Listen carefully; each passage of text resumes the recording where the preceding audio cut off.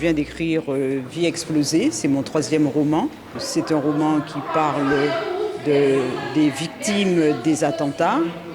J'ai choisi de dresser des portraits de ces victimes grâce à un rescapé imaginaire de l'attentat de Barcelone qui, au cours de l'année 2020, décide de dresser des portraits des victimes et non de parler des assassins. Ce qui m'a amené à écrire ce livre, c'est simplement parce que on parlait encore une fois trop des assassins. Trop des assassins. Puis je me dis, ces êtres humains-là qui ont été terrassés, ils ont une vie.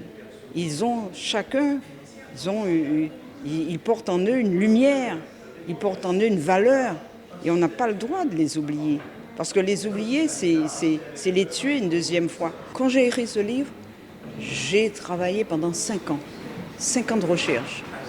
5 ans où j'ai lu les journaux, que ce soit des journaux français, que ce soit des journaux anglais, que ce soit des journaux argentins, que ce soit des journaux belges, que ce soit des journaux africains, du Nigeria. Je voulais, à travers des perceptions un petit peu dans le monde, je voulais trouver le bon ton, la bonne tonalité, la petite étincelle que chacun porte en soi.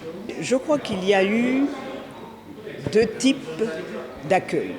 Le premier, c'était une interrogation. Mais enfin, pourquoi tu écris sur ce sujet-là? Tu es martiniquaise, il y a plein d'autres sujets. Or, ma réponse, c'est que écrire sur la Martinique, il y a tellement de gens qui le font, ils le font tellement bien, tellement mieux que moi.